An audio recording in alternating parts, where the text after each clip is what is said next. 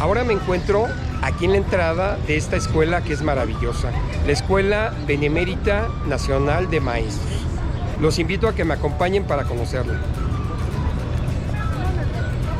Esta es la entrada de esta maravillosa escuela, que es la Escuela Benemérita Nacional para Maestros.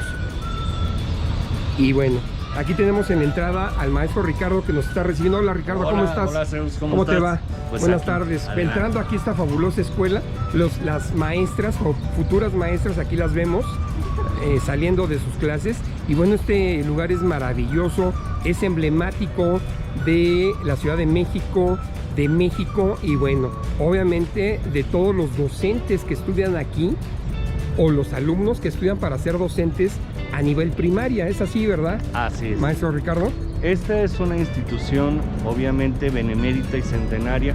Es la única escuela normal con la licenciatura en educación primaria y bueno, ha sido efectivamente emblemática porque ha albergado un proyecto que nació en la época del Porfiriato y se ha ido adaptando a los cambios políticos y sociales y a las necesidades y los requerimientos de nuestra sociedad.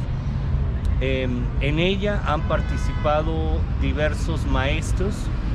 Estos maestros han tenido que ver en diversos momentos históricos desde la Revolución Mexicana hasta nuestros días y de aquí han salido también importantes personajes en la vida social, cultural, política a nivel no solamente de la Ciudad de México, sino a nivel nacional. Aquí tenemos el Auditorio Lauro Aguirre, que es entrando a esta maravillosa escuela, es lo primero que ves. Precisamente este personaje pues es emblemático para nosotros. ¿Quién es Lauro Aguirre? Él es oriundo de Ciudad Victoria, Tamaulipas. Este maestro muy entusiasta participa en Tamaulipas hacia el año de 1914 en diversos proyectos que le hacen ser acreedor a la dirección de su propia entidad, de su propio estado a nivel educativo, por, entre otras cosas, participar en diversos proyectos de avanzada, recuperando la escuela activa, como era la escuela de la fronda o al aire libre. Por sus ideas, por sus planteamientos, es llamado por el primer secretario de Educación, José Vasconcelos, para recuperar la orientación de una de las instituciones emblemáticas en cuanto al modelo educativo de nuestro país, que es en ese entonces la Escuela Nacional de Profesores, ¿sí? Y él va a abrir las puertas a esta institución hacia el año de 1924, pero bueno, de eso ya hablaremos un poquito más adelante. Perfecto. Invítame a recorrer esta maravillosa escuela, maestro Ricardo. Claro que sí, adelante. Y lo que vemos aquí son las aulas. Este es las aulas, el conjunto arquitectónico de esta institución, pero tenemos que decir que esta es su remodelación, como se encuentran después del año de 1947. Originalmente, sí, tenían otro estilo, un modelo obviamente neocolonial, sí, pero este tuvo que ser modificado porque dentro de la historia de esta institución, un elemento muy importante es que fue sede de la segunda conferencia general de la UNESCO. Muy bien. Para ello se tuvo que demoler hasta sus cimientos y remodelar por completo el edificio. Ok. Esto va a ser llevado a cabo por un importante arquitecto de la Ciudad de México, que es Mario Pani. Muy bien. Quien él recupera sus conocimientos del Soviet Supremo, porque él estudió muchos años en Europa y por eso la estructura en B de esta institución. Correcto. Ok, y caminando aquí en los jardines de la Normal, ¿Sí? Maestro Ricardo, tenemos este famoso ahuehuete que, Claro. ¿Cuál es su historia? Cuéntame. Bueno, primero que nada, he de decir que pues se ha ido modificando paulatinamente, gradualmente, precisamente los jardines y la estructura arquitectónica del lugar. Este ahuehuete es en especial importante porque marca el primer día de clases que va a inaugurar precisamente el maestro Lauro Aguirre, y ahí está la fecha, ¿sí? Que sería el 7 de febrero de 1925. Aunque la apertura ya a la escuela se dio desde el año de 1924. Tan es así que nosotros podemos ver la puerta original que obviamente daba entrada al antiguo edificio en este espacio que se encuentra ahora, ¿sí?, incrustada en alegoría nacional. Algo muy importante es que entendamos que aquí se hizo una reconstrucción para mitad del siglo XX. En esta reconstrucción pues cambiaron mucho de la fachada, mucho de la estructura original. Por ejemplo, Mario Pani en su construcción hizo una articulación de jardineras en forma de donas que custodiaban lo que sería un espejo de agua. Ok. El espejo de agua. Vamos para allá, ¿te parece? Donde existía antes estaba el espejo de agua, en esta parte, donde estamos viendo la explanada, todo esto era, y ahora son también, es parte, son las oficinas. Son las oficinas, es el área directiva, donde se encuentran subdirección administrativa, académica, dirección, unidad de planeación, investigación, seguimiento de egresados y personal. Muy bien. Y la parte trasera del auditorio Lauro Aguirre. La parte trasera del auditorio que es la Lauro pared Aguirre que vemos aquí de frente. Así es. Antes todo esto era un espejo de agua con la figura de un arma prehispánica, de un macahuil. Ok. Y en la parte central, la punta, había una cabeza olmeca. Muy bien. O sea, donde estamos viendo una placa ahí. Exactamente, la placa okay, de la plaza Benito Juárez, que es actualmente.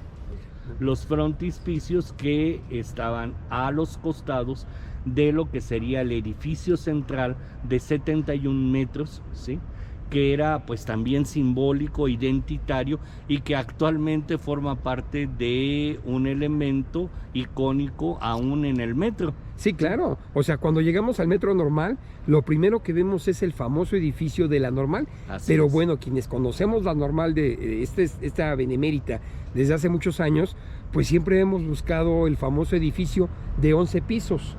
De 11 pisos. Correcto, que estaba al centro de los frontispicios que estamos viendo ahorita de frente. Ajá, en ese edificio albergaba lo que era la coordinación de normales, la biblioteca, lo que serían los laboratorios de naturales, historia, biología, química, física, entre otros, sí, pero además era el punto donde se conectaban lo que era el departamento de varones y el departamento de señoritas. Ok. Ahora, también tiene su simbolismo. El simbolismo de ese edificio es el ser un libro, el texto del libro. Exacto. Con lo que sería las pastas abiertas. Las pastas abiertas estarían simbolizadas por los frontispicios y los edificios del departamento de varones y el departamento de señoritas. Perfecto, maestro. Y bueno, aquí nos encontramos a los maestros de matemáticas que me platicas, ¿no? Maestro Javier, el maestro Froilán Caballero y la maestra Angelina. ¿Sí? Hola, mucho gusto. Bueno, es representativos del Colegio de Matemáticas que han hecho Exacto. una enorme labor en la institución. Entre ellos coordinan actualmente lo que es el Museo de las Matemáticas y han tenido grandes avances y aportaciones en lo que es las matemáticas aplicadas a educación primaria. Y bueno, vemos varias generaciones, ¿no? Con el maestro Javier. Froilán. Sí. Y claro, la maestra Angelina. Claro, 3 generaciones. Exactamente. Muy bien. Pues mucho gusto. Igualmente. Gracias. Bueno, y estamos en este busto de Ignacio Manuel Altamirano. Todas las instituciones tienen un personaje fundador. Si nosotros habláramos de el personaje fundador de esta institución, tendría que ser necesariamente Ignacio Manuel Altamirano. Claro, Lauro Aguirre da la apertura en el siglo XX de las actividades y aporta la orientación de una educación humanista, una educación activa, ¿sí?, que deje atrás elementos retrógrados de educación tradicionalista. Pero Ignacio Manuel Altamirano es el que le da esa orientación popular y ese sentido a nuestra institución. ¿Por qué? Bueno, pues Ignacio Manuel Altamirano es oriundo de Tixtla, Guerrero. Ok. Obviamente el digno indígena mexicano pues va a tener un sentido muy fuerte nacionalista, un carácter muy fuerte nacionalista. Le va a tocar presenciar en el siglo XIX elementos muy fuertes, los conflictos internos, la pérdida del territorio nacional. Él va a participar en la revolución de Ayutla, ¿sí? Y o sea, él va a militar, no solamente tanto va a hacer aportes intelectuales o académicos, sino él va a participar físicamente, directamente en esa época bélica, en esa época brava del siglo XIX. Y bueno, son muchísimas sus contribuciones, sus estudios académicos. Era una persona que dominaba varios idiomas. Él tiene participación en el periodismo, en la literatura, en la política y obviamente en la educación. Ignacio Manuel Altamirano va a ser llamado a finales del siglo XIX por Porfirio Díaz, ya que Porfirio Díaz veía cercano el primer centenario de la independencia y obviamente él quería ser el heredero de ese logro de los primeros 100 años de el inicio del movimiento independentista, y para celebrarlo, ¿sí?, quería que en su Ciudad de México se notaran los progresos que había logrado México en esos primeros 100 años. El estilo afrancesado, las construcciones, la aparente paz porfiriana, y nos faltaba la educación. En la Ciudad de México pues no existía una escuela que formara exprofeso profesores, así que él le manda esa misión a Ignacio Manuel Altamirano, hacer un proyecto para crear una institución que formara a los futuros profesores y bueno, de ahí tener una educación de élite. Ignacio Manuel Altamirano no está pensando en una educación de élite, él está pensando en una educación para todo el país. Y él lo que va a hacer, contraviniendo las indicaciones de Porfirio Díaz, es una educación para el pueblo con carácter nacional. Y bueno, a pesar de que ello le costó el no ser el director de la escuela normal de profesores, fundada en el año de 1887, el 24 de febrero, sí podemos decir que en el edificio de la Encarnación, primera sede de esta institución, él era o contaba con la mayor representatividad, con el mayor reconocimiento académico. La persona de mayor reconocimiento, claro, era Ignacio Manuel Altamirano. Es por ello que precisamente por el origen político con el que se inicia la conformación de esta institución, esta escuela tuvo varias sedes. Como ya comentamos, la primera sede es en el edificio de la Encarnación. Hacia el año de 1910 ya dijimos que Porfirio Díaz quería pues instituciones de élite. Él manda a concurso el generar el proyecto de las instalaciones de esa escuela normal de profesores, y curiosamente su hijo va a ser quien va a dirigir ese proyecto, que se va a llevar a cabo y se va a consolidar en lo que serían las actuales instalaciones de lo que hoy conocemos como Colegio Militar. El Colegio Militar fue el edificio hecho ex profeso para esta institución. Así que en el año de 1910 se trasladan los maestros y en esas instalaciones se van a continuar los trabajos de lo que sería la escuela normal de profesores.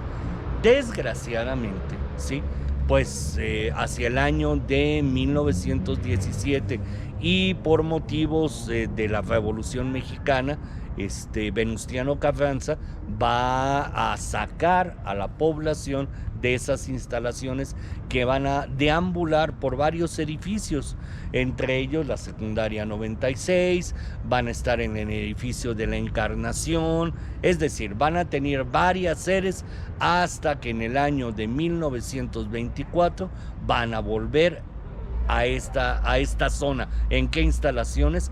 En lo que sería, pertenece a las haciendas de Santo Tomás y San Jacinto, donde se va a establecer la sede del proyecto de Lauro Aguirre, y que ya comentamos que va a abrir este espacio hacia el año de 1924, teniendo su primer día de clases en febrero de 1925. En este momento nos encontramos de frente a una parte de los frontispicios. Es así, ¿verdad, sí, Ricardo? Los frontispicios forman parte del conjunto plástico y arquitectónico sumamente valiosos y, bueno, obviamente constituyen un espacio de identidad para los normalistas dentro de esta institución, pero además dentro de la obra de Mario Pani constituyen un discurso muy interesante en su obra plástica, en su conjunto elaborado.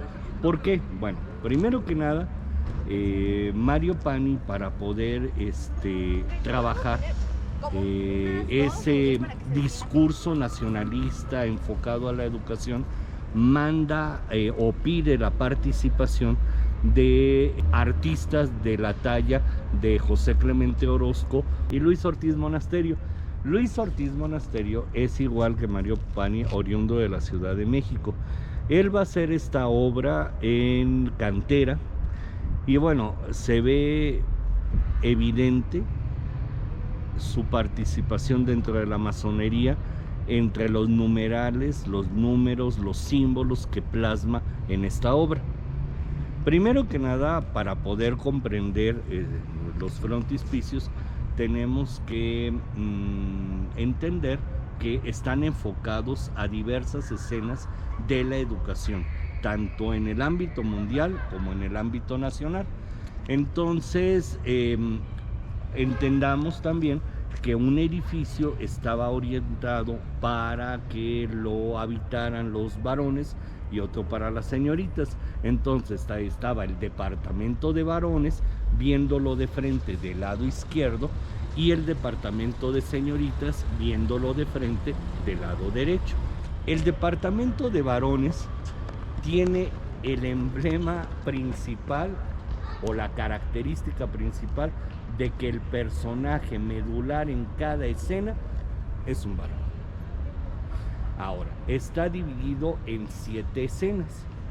La forma de leerlo es viéndolo de izquierda a derecha.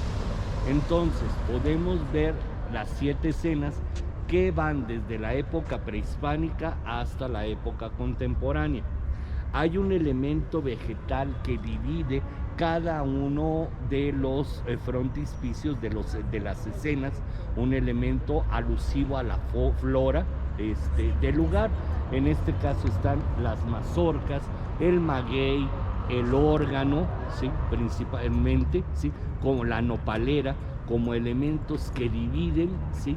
Cada uno de los escenarios.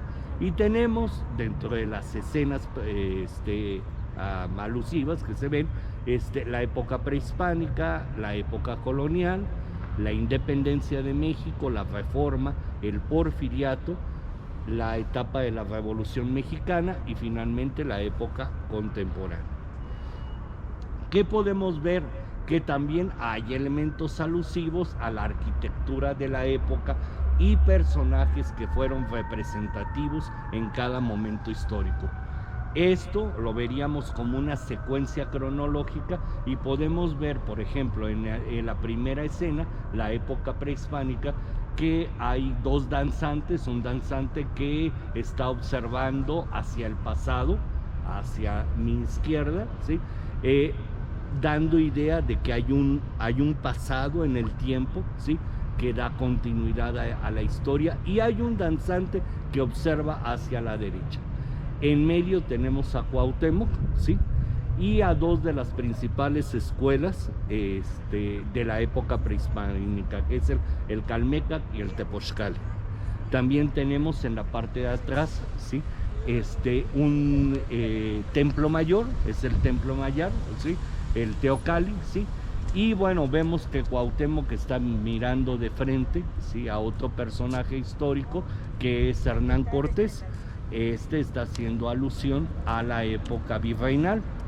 Y tenemos dos personajes religiosos a los lados, a Fray Pedro de Gante y a Motolinia.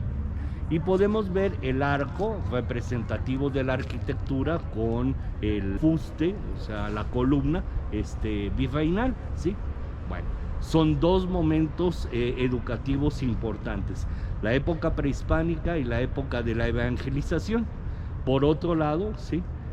Tenemos en el tercer frontispicio, alusivo a la independencia, obviamente el personaje central es Miguel Hidalgo, que lleva en sus manos lo que sería la abolición de la esclavitud, ¿sí?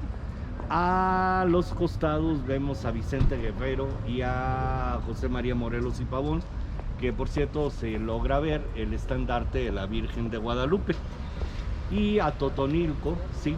Y obviamente Dolores Hidalgo, como las iglesias que se encuentran en la parte trasera, que bueno, también es otro momento de la liberación, ¿sí? De el dominio español. Nos vamos al frontispicio central. ¿Quién se encuentra en el frontispicio central?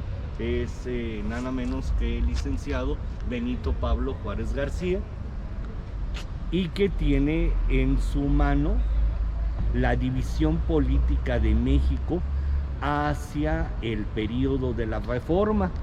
Y también podemos ver de manera alusiva en la parte de abajo la águila liberal.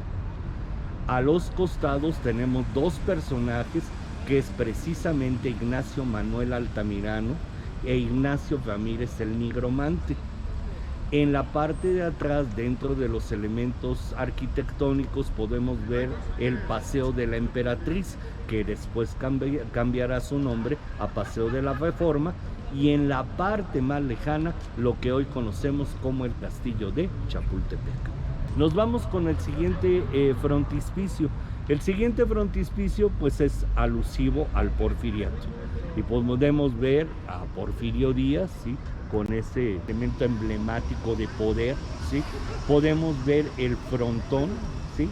Y las columnas propios, junto con la ventana, alusivos del periodo neoclásico, a don Justo Sierra e Ignacio Barrera, que son los personajes que son alusivos también a la educación de la época.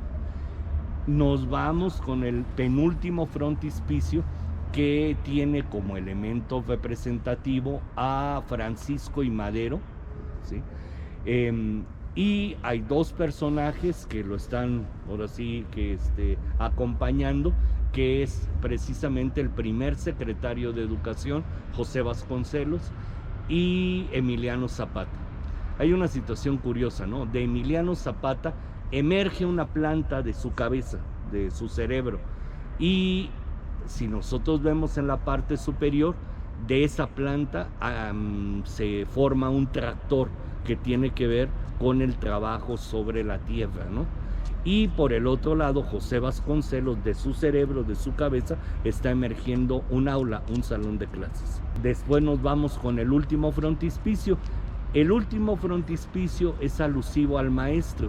El maestro que tiene en sus manos el libro de texto con el cual trabajará.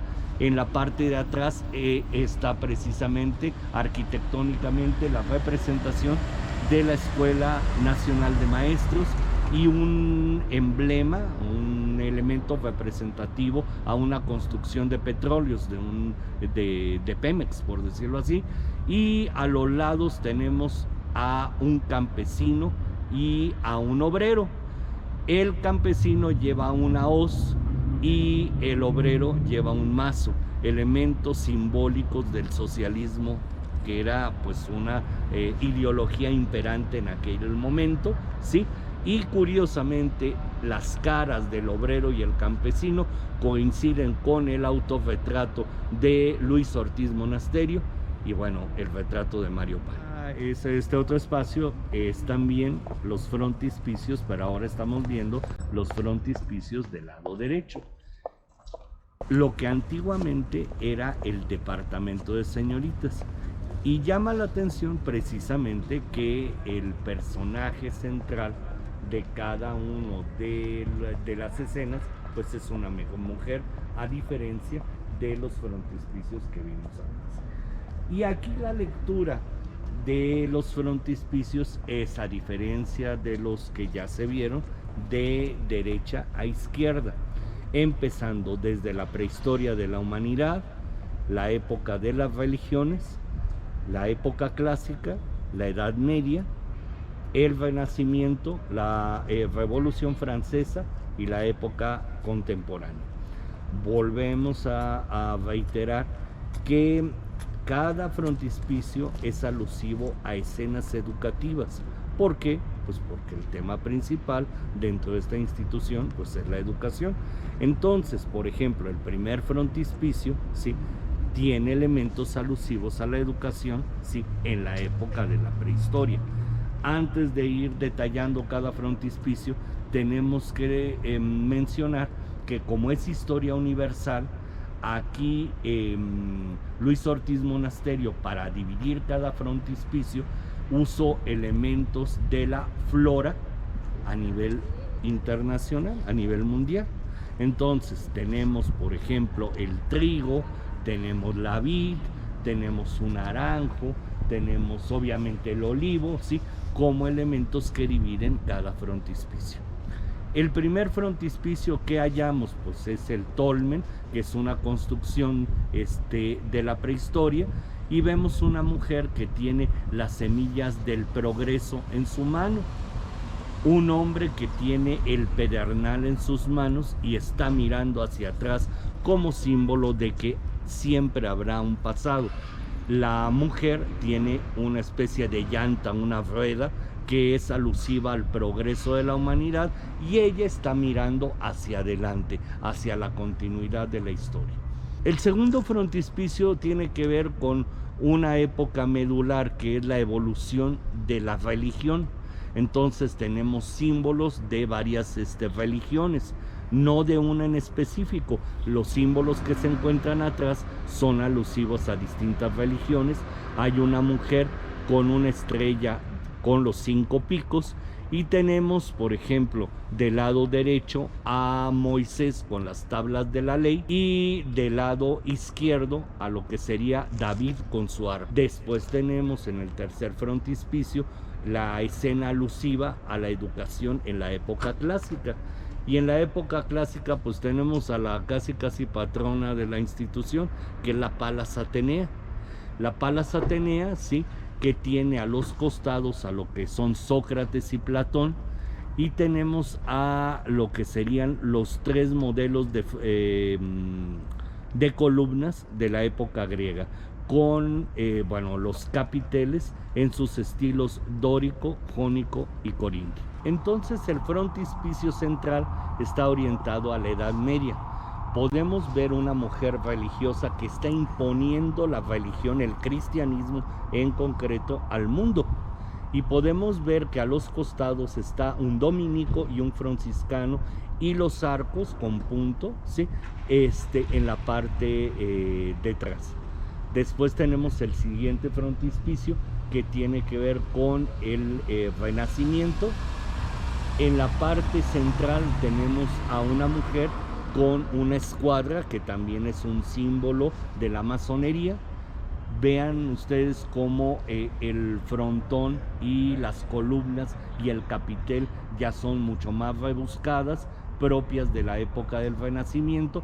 Y a los costados tenemos a 2 personajes de la época, que es Leonardo da Vinci y Miguel Ángel. El penúltimo frontispicio, que es alusivo a la Revolución Francesa, y tenemos como los personajes que están acompañando a la mujer en la parte central a Ludwig van Beethoven y a Juan Jacobo Rousseau. también tenemos que la mujer tiene en sus manos lo que sería los derechos del hombre y del ciudadano. En la parte de atrás está la Bastilla como un elemento simbólico de esa época y de la revolución. Y finalmente, en el último frontispicio tenemos la época contemporánea. En la época contemporánea vemos una mujer que está manejando una maquinaria. Como elementos simbólicos de la época tenemos un Zeppelin y una calavera estilizada del lado izquierdo en la parte superior. Tenemos custodiando a esta mujer lo que es a Louis Pasteur y a Albert Einstein. Recordemos que este edificio se construyó hacia el año de 1947, así que acaba de sucederse, de finalizar la Segunda Guerra Mundial. Y a lo que hace alusión este frontispicio es los peligros a los que también ha llevado la evolución tecnológica y científica sin control, como es el caso de la bomba atómica, ¿sí? Ambos conjuntos de frontispicios coinciden en un edificio central de 71 metros. Es la educación en esa construcción emblemática de 71 metros lo que sacará a México de la ignorancia y lo que la llevará a nuestro país al éxito y al progreso. La famosa torre de 71 metros. Como bien se plantea en la parte frontal del vestíbulo, esta es la parte del vestíbulo, Okay. Este se realizó precisamente durante la gestión de Manuel Ávila Camacho. Con él se inició la construcción no solamente de este edificio, de todo el proyecto de Mario Pani en el año de 1947, siendo secretario de Educación Jaime Torres Bodet. Este se va a acabar durante la gestión de Miguel Alemán, ¿sí? Muy bien. Ahora, y luego entrando aquí es maravilloso este lugar, vean, qué impresionante. Obviamente tenemos a José Clemente Orozco y sus obras. Es importante hacer notar que los dos conjuntos arquitectónicos de los edificios del departamento de señoritas y de varones coinciden aquí. ¿Por qué? Porque en el discurso de los frontispicios, la parte en los años 20, a mediados de los años 20, que era propia de la ideología mexicana de aquella época del gobierno, es que la educación era quien iba a redimir, era quien iba a salvar de la pobreza, la ignorancia y de demás condiciones en las que se encontraba pues hundido el pueblo mexicano. Es por ello que dos de sus obras que quedan plasmadas a través de estos frescos es El pueblo se acerca a las puertas de la escuela y Muerte y fin de la ignorancia. Hay características muy específicas que podemos hallar en esta obra. Uno, la presencia del color ocre, del café rojizo, que asemeja la tierra. ¿Por qué? Porque tiene que ver con el campesinado. Muy bien. Tiene que ver con la cercanía de la labor del profesor con el campo, con el pueblo. Es por eso que el color predominante en la escuela es ese ocre, ese color ocre.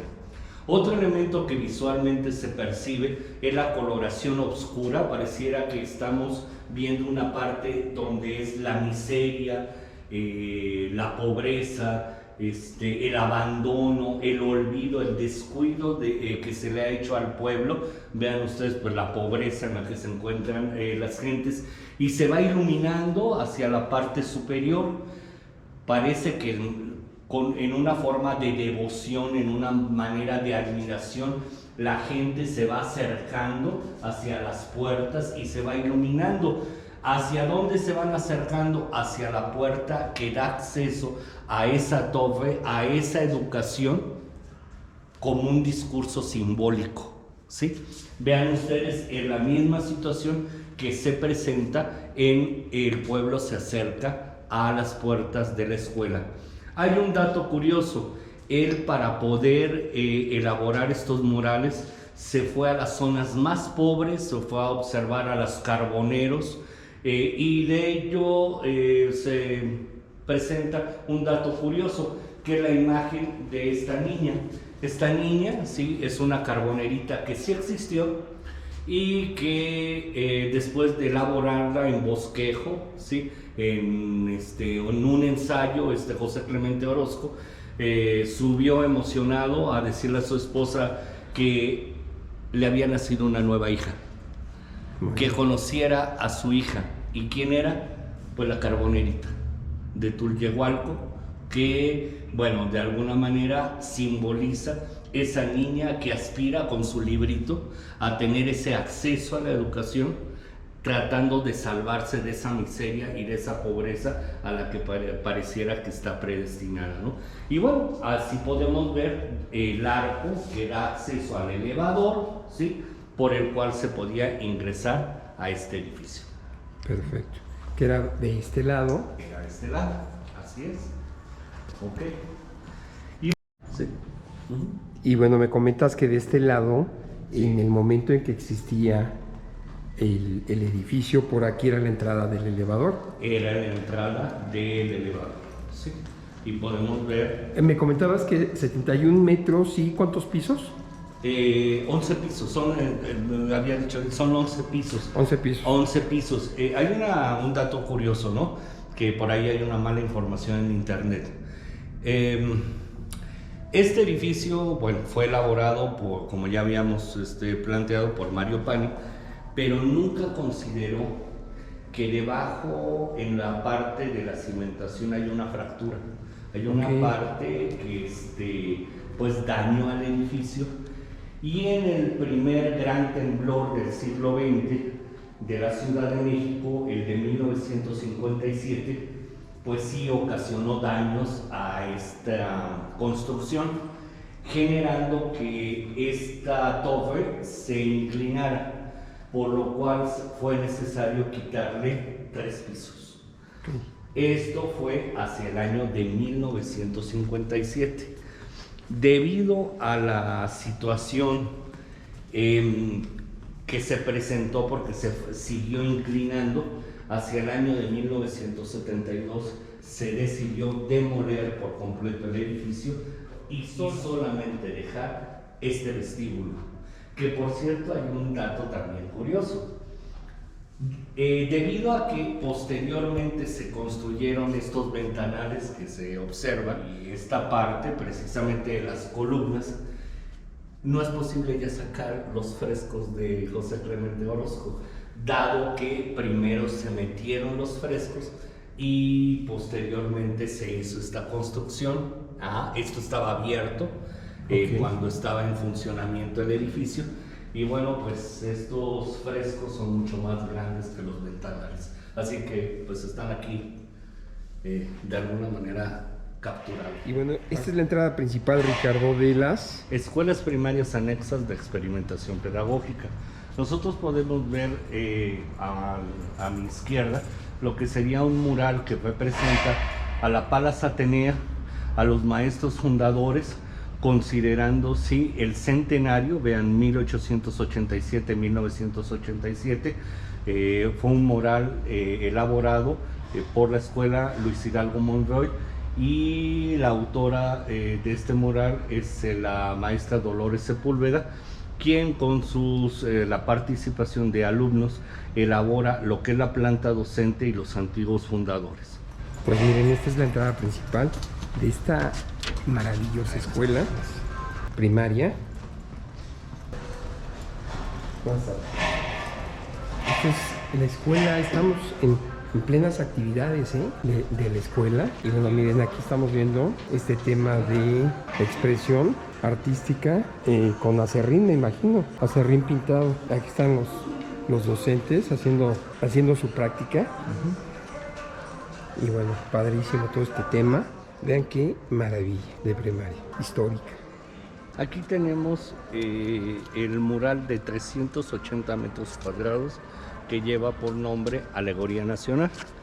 Y es eso, precisamente, una alegoría recuperando diversas etapas históricas de la historia de nuestro país, desde la época prehispánica.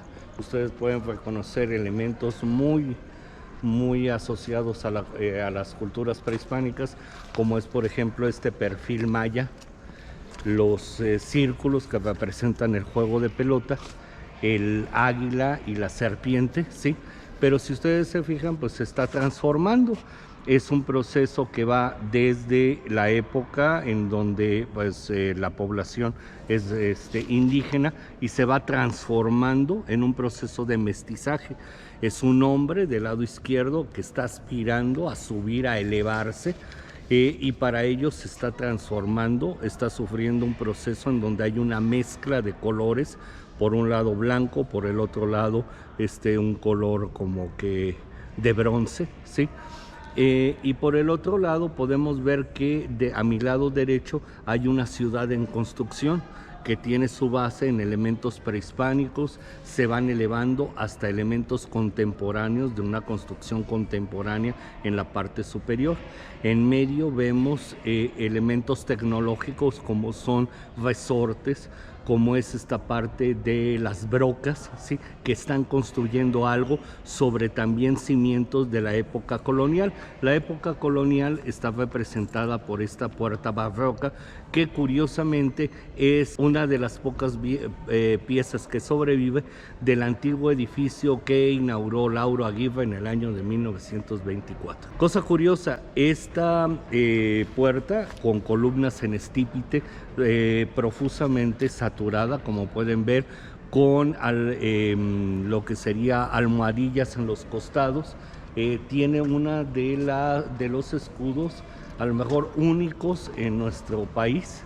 ¿Por qué? Bueno, pues porque tenemos en la parte saliente externa a la Palas Atenea, ¿sí?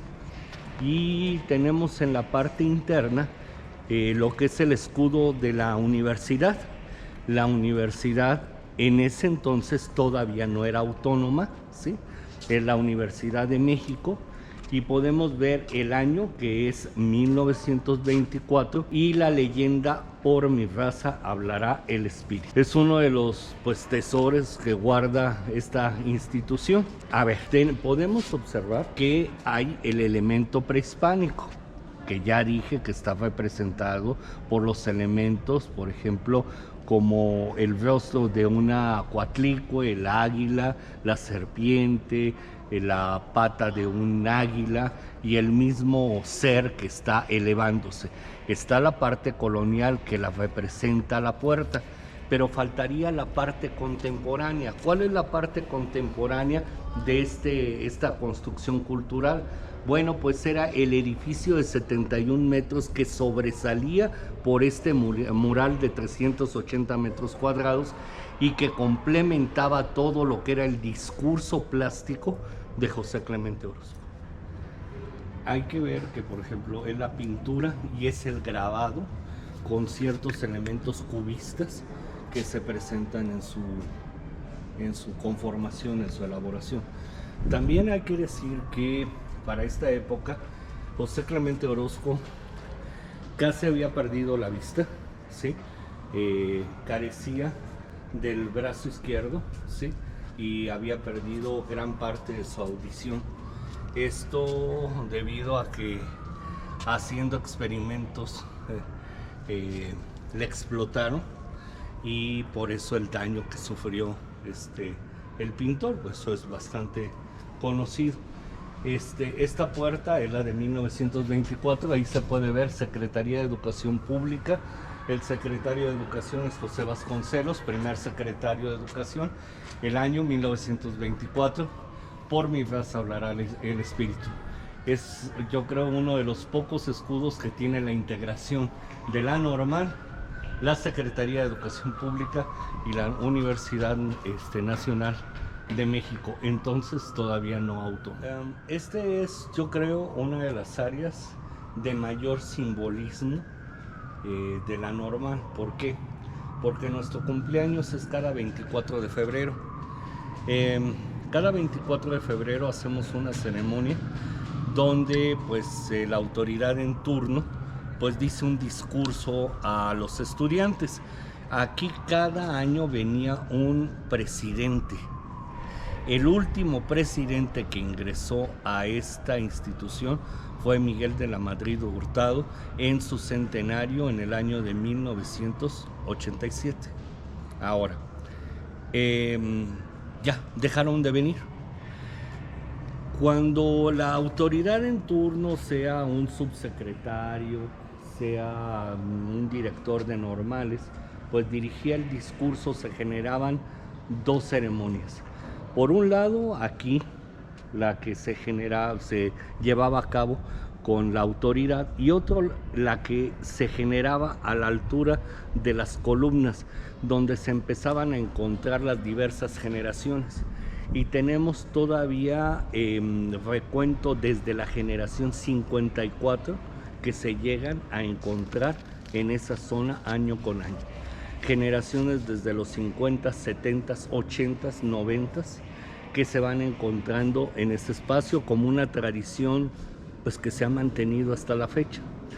Pero algo nos une cuando el director en turno se pone de pie y de frente a todos nos pide que guardemos silencio, nos pongamos de pie y gritemos el lema de nuestra institución. Lux pars vis, lux pars vis, lux pars vis, normal, normal, gloria. Luz en el pensamiento, paz en el corazón, fuerza en la voluntad. Y este es un recordatorio que se genera para todas las generaciones, viejas y nuevas, de que nuestra labor es directamente con el pueblo. Y mientras haya una necesidad con el pueblo en lo que es en educación, estará presente la Escuela Nacional de Maestros. Estamos nosotros observando las escuelas primarias anexas de experimentación pedagógica. Llama la atención precisamente ese nombre, ¿no? Que es de experimentación, porque estamos hablando de la década de los 40, cuando diversas opciones educativas se están poniendo en juego y precisamente se lleva a educación ese plano de la experimentación. De ahí las cámaras Gesell. Ustedes pueden observar en toda una hilera de salones que se encuentra en el primer piso, y en el segundo piso sería toda una fila de salones de cámaras de observación. ¿Cuál era la intención? La intención es que el estudiante en la normal pudiera observar desde la parte superior cómo se llevaban a cabo diversas prácticas, formas de enseñanza y propuestas centradas en el alumno de primaria por diversos maestros, ¿sí?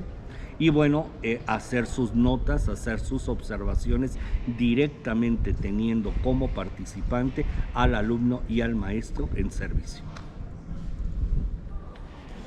Aquí, por ejemplo, los alumnos se concentran para diversos eventos, no solamente de ceremonias escolares, sino para eventos culturales que están sumamente calendarizados ya en el año, como la Guelaguetza y como es el Viva México, en donde se pone de manifiesto el trabajo de los talleres de danza, el Tesca y el Sontén.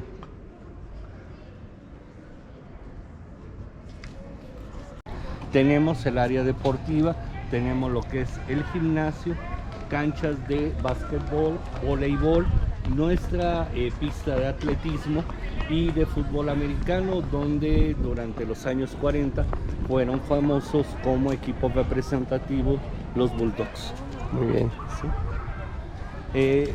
Llama la atención, por ejemplo, que ya ahora ya no se ve, pero en esta parte, ahora es secundaria, se encontraban los dormitorios de los estudiantes, porque anteriormente la normal era con internado, constaba con un internado, ¿sí? Y bueno, se supone que el estudiante no tenía que salir de aquí, contaba con comedor, contaba con dormitorios, barbería, ¿sí? Entonces de aquí, los dormitorios, directamente se dirigía a sus clases. Ricardo, y bueno, esta parte, me dices que se llama la plaza aquí. La Plaza Roja, que es dedicada a los maestros que pues han combatido en diversos momentos históricos de México, y pues son maestros revolucionarios que decidieron pues tomar las armas y pues luchar ante diversas situaciones injustas en nuestro país, y recordar que parte de la labor del maestro también tiene que ver con ese elemento revolucionario. Personajes de la talla de Genaro Vázquez, Lucio Cabañas y demás profesores que han participado en diversos momentos de la historia de nuestro país. Maravilloso este video en esta benemérita Escuela Nacional de Maestros. Y bueno, maestro Ricardo, te agradezco tu atención. No, muchas gracias a ti, Zeus, y bueno, aquí estamos. Esta es nuestra casa, la Benemérita Escuela Nacional de Maestros, en donde decimos que mientras haya la necesidad de educación, mientras haya la necesidad de formar un maestro, aquí estaremos presentes. Hasta luego. Ahí estamos para el siguiente video. Gracias.